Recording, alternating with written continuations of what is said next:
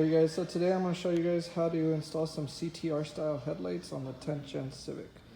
I'm probably not going to show in the video step by step how to remove the bumper. I have another video I believe where I show you guys how to do that when I show you guys how to install OEM fog lights on these hatchbacks. So I'll skip ahead to when the bumper's off, basically how to install it, what you need to transfer over to the new headlights, and so on and so forth. Anytime you put aftermarket headlights, fog lights, or any type of lighting, they always suggest to add silicone. They do seal it from the factory, but just in case they missed a spot or something, they're not really trying to hear any complaints if you get condensation or moisture in your headlights.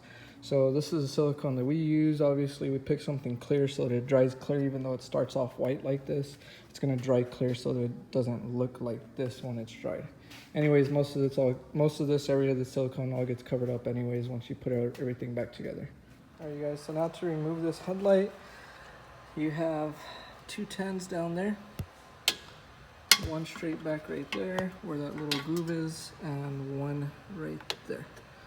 You gotta take those two out, and then you have another two on top. One right there, one right there. When you take these two out on top, pay attention to that little tab that you have there and there. You gotta lift up or put a little flat screwdriver, push it up. It's like a little plastic that dips in, so don't force it because you'll break that little tab. You just like lift up a little bit from what I remember, or you put a little flat screwdriver and just pry it up a little bit just so you can slide it out. But I believe you just lift it up a little bit. One more 10 right here that you got to remove, and then yeah, for this inside part on the outside, you just lift up to get that little tab. When you lift the headlight forward, you have these two little clips. This clip, you have two of them. One there and one there. Just lift them up with a flat screwdriver and push them back. Besides that, when you start pulling the headlight forward, just don't forget to unplug or take off everything. We're not going to reuse these bulbs for the new CTR style headlights, so we just need the clips. So we're just going to unclip those. Unclip that one and that one. So you have 4 total plus these 2 little tabs. After that, your headlight is free to remove. Don't forget to take off these 2 because you do have to reuse this bracket for the new headlights. So don't forget to take those off and transfer that over. Okay, so when you take this bracket off of the OEM headlight and put it back on the new ones, you have that little tab. That little tab right there and another one right there. You put those on, then you take those 2 screws that you took off the original one and you tighten those up. So you guys also have these cables that you have to connect. This one just plugs into the driver's side right there. This other end is going to go directly to your battery post, to the power, not the ground. Make sure you plug that to the red one. Then you got this cable that's going to plug from one headlight to the other. Make sure you plug it the right way. So you have this little tiny, you see how you have that little, you guys have that little cutout right there. This is only going to lock in one way. So this is the side that has that part that's going to pop in place. You run that from one headlight to the other. When you guys run that, make sure you zip tie that wire. Do not let it hang anywhere. You don't want to get it stuck on your fan, get it caught in your fan, or let it rest on your headers or something that's going to get hot and end up melting this and cost you guys new headlights. Alright you guys, so this is a cable that goes directly to your battery post. Remember, power, not to ground. So you have that one. You have this one that's plugged into your stock harness. All these plugs only fit to one plug, so if it's not going in, you guys are plugging something wrong. And you got that other one to there. And then you have, where's that other plug? You have this one that runs from one side to the other. And then you have for the high beam and for the low beam. For these, you guys could reuse these on the new headlights. Just pinch them together so it's tighter again and slide it in and it will stick in place right there. When you guys plug these in, do not have the power for your headlights on because you guys will probably pop your fuse. And make sure ground is to ground. Don't put ground to power. If you flip that connection opposite, it's not going to turn on. The one with one tab goes to this blue connection. The other plug has 4 little tabs for the low beam. That's the one, let me show you. Alright, so same thing, ground to ground. This plug has 4 tabs all the way around. Make sure you plug this one to the black connection. The one that goes to the white one is for the high beam, this is for the low beam. When you guys mount this, after you guys put the headlight back in all the way, make sure that you put this somewhere where it's not touching anything, because this is so your turn signal blinks slow instead of blinking fast. But since it loops the current, the power just keeps looping through there. It does get very hot while the turn signal's on, so don't let it touch your OEM wires or touch your radiator hose or something, because if you're stuck at a turn signal for a couple of minutes, that thing is going to get very hot and probably melt or burn or cause some type of damage to whatever you have it next to. So zip tie that out of the way. I'll show you guys where we put it after I'm done. All right, so now all the headlights, everything's plugged in. This is the cable I told you got to zip tie out of the way, so we just added a zip tie down there and one up here a little bit loose, just so that this gold part is not touching this plastic, and it's also not touching that cable. This is the other cable. You have to make sure you zip tie this. You don't want to leave this loose, and you don't want to get it caught in your fan or something, or touch something hot and melt. So we zip tie it following this OEM wire all the way. Zip tie it to here once we get to this side. Keep zip tying so that it's not hanging on the thing. With this one on this side, zip tie it, same thing, out of the way.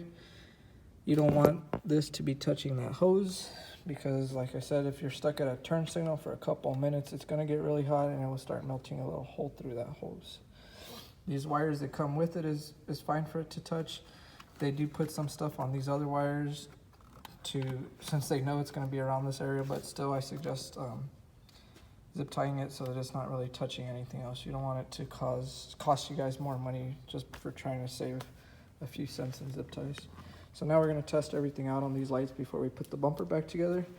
When you put the bumper back together, just follow the same exact steps that you took, but opposite, to put it back on.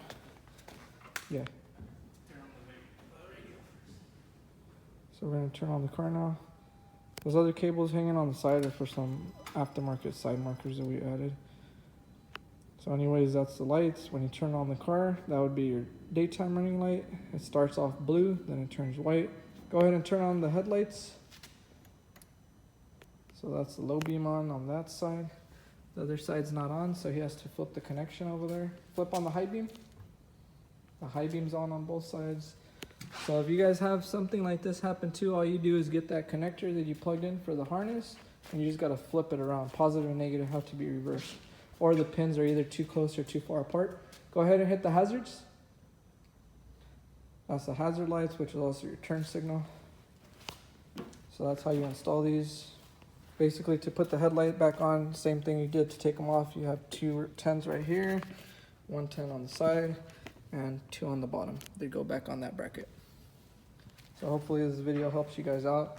I'll put the link for the ones that we sell and the ones we use in the description below. If you guys don't want to do this yourself and you guys live local to us in Southern California, we charge usually, I believe, like $90 to install these headlights.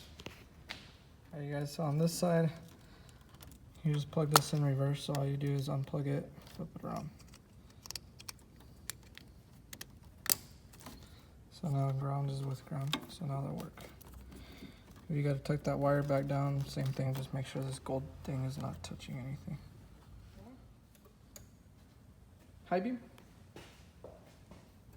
Alright, so now high and low works.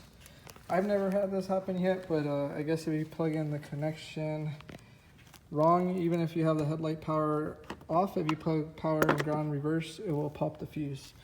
So when you pop your fuse box, both of these fuses are for your low beam, these 2 are for your high beam. So we just replaced that fuse with a new one, and now that it's plugged in the right way, it works. Hopefully this video helps you guys out if you run into that little issue, or about how to install these to put that bumper back on. Like I said, put it back on exactly the way you took it off.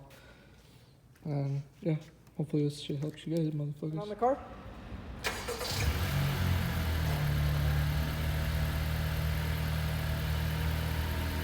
Turn on the headlights. High beam. Turn signal. Good. Alright you guys, so for the step-by-step video that I showed you guys how to do, that's going to be for like a generic brand for the CTR style headlights. These Depo ones are basically going to be the same thing, but these are direct plug and play. So you got your high beam, your low beam plug, your DRL plug, and your turn signal plug. Everything just plugs right into your OEM harness with these Depo ones. With the Depo ones, you don't have to run that other harness that runs from one headlight to the other. You also don't have to worry about zip tying that gold resistor thing that just loops the current for the turn signals. Also, another difference on these Depo ones, these come with warranty, the generic ones don't.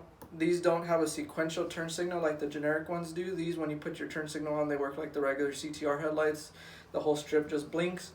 Also, this DRL, when it turns on, it doesn't warm up blue like the generic ones. This one just turns on white just like the regular headlights do. So that's the only difference. Besides that, you're going to follow the same exact step-by-step videos for the other video for the other headlights that I showed step by step. Besides, you don't have to run that cable across, and you don't have to worry about zip tying that gold part that gets hot when you deal with the Depo ones.